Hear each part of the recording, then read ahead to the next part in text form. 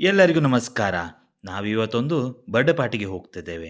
ಇದು ಬೆಂಗಳೂರಿನಲ್ಲಿ ಇನ್ನೊಂದು ದಿಕ್ಕಿನಲ್ಲಿ ಬರುವ ಕಾರಣ ಮೆಟ್ರೋ ಉಗಿವಂಡಿಯಲ್ಲೇ ಹೋಗುತ್ತಿದ್ದೇವೆ.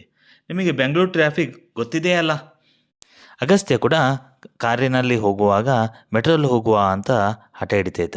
ಹಾಗಾಗಿ ಬಾ ಮಗನೇ, ಮೆಟ್ರೋದಲ್ಲಿ ಬೆಂಗಳೂರಿನ ಪ್ರಪಂಚವನ್ನೇ ತೋರಿಸುತ್ತೇನೆ ಅಂತ ಕರೆದುಕೊಂಡು ಹೋಗ್ತಾ ಇದ್ದೇನೆ. ಮೆಟ್ರೋದಲ್ಲಿ ವಿಹಾರಿಸುತ್ತಿರುವಾಗ ಅಗಸ್ತ್ಯ ಒಂದು ಕ್ವಶನ್ ಕೇಳಿದ. ಹೊರಗೆ ಸೂರ್ಯ ಮಾಮ ಇರುವಾಗ ಒಳಗೆ ಯಾಕೆ ಇಷ್ಟೊಂದು ಲೈಟ್ ಉರಿಸಿದ್ದಾರೆ ಅಂತ.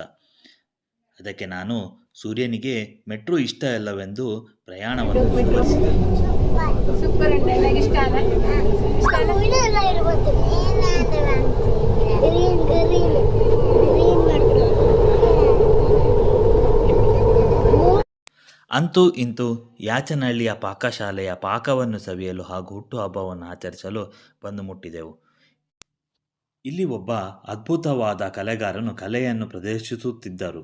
ಅದನ್ನು ನಾವು ನೋಡಿ ಅಗಸ್ತ್ಯನ ಕಲಾಕೃತಿಯನ್ನು ಬಿಡಿಸಲು ಕೇಳಿಕೊಂಡೆವು.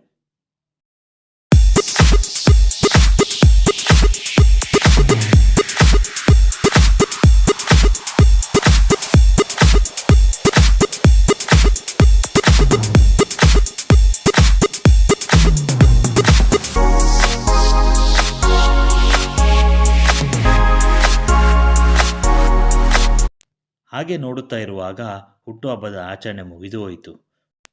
ಒಂದು ಕಡೆಯಲ್ಲಿ ಪಾಕಶಾಲೆಯ ಪಾಕದ ಪರಿಮಳದ ಕೇಳಿದ ನನ್ನ ಹೊಟ್ಟೆ ತಾಳ ಹಾಕಲು ಶುರು ಮಾಡಿತು. ಹಾಗೆ ಹೋಗಿ ನೋಡಿದಾಗ ವಿಧ ವಿಧವಾದ ಊಟವು ಕೈಬೀಸಿ ಕರೆಯಿತು. ನಾನಂತೂ ಹೊಟ್ಟೆ ಬಯಸಿದ್ದು ಪಾಕಶಾಲೆ ಕೊಟ್ಟಿದ್ದು ಅಂತ ಊಟ ಮಾಡಲು ಶುರು ಮಾಡಿದೆ.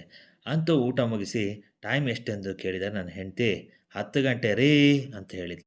ಹಾಗೆ ಮೆಟ್ರೋ ನೆನಪಾಗಿ ಮೆಟ್ರೋ ಕಡೆ ಓಡಿ ಬಂದೆವು. ಅಂತೂ ಇಂತೂ ಮೆಟ್ರೋ ಸಿಕ್ತು. ಕೊನೆಯಲ್ಲಿ ಅಗಸ್ತ್ಯನ ಬಳಿ ಮೆಟ್ರೋ ಹೇಗಿದೆ ಅಂತ ಕೇಳಿದಾಗ ಮೆಟ್ರೋ ರಶಲ್ಲಿ ಹೋಗುವ ಬದಲು ಕಾರಿನಲ್ಲಿ ಹೋಗುವ ಅಂತ ಹೇಳಿದ. ಅಲ್ಲಿಗೆ ಈ ದಿನದ ಮಿನಿ ಬ್ಲಾಗನ್ನು ಮುಕ್ತಾಯ ಮಾಡುತ್ತಿದ್ದೇವೆ. ಈ ನಮ್ಮ ಮಿನಿ ಬ್ಲಾಗ್ ನಿಮಗೆ ಇಷ್ಟ ಆದಲ್ಲಿ ಲೈಕ್ ಮಾಡಿ, ಸಪೋರ್ಟ್ ಮಾಡಿ, ಸಬ್ಸ್ಕ್ರೈಬ್ ಮಾಡಿ.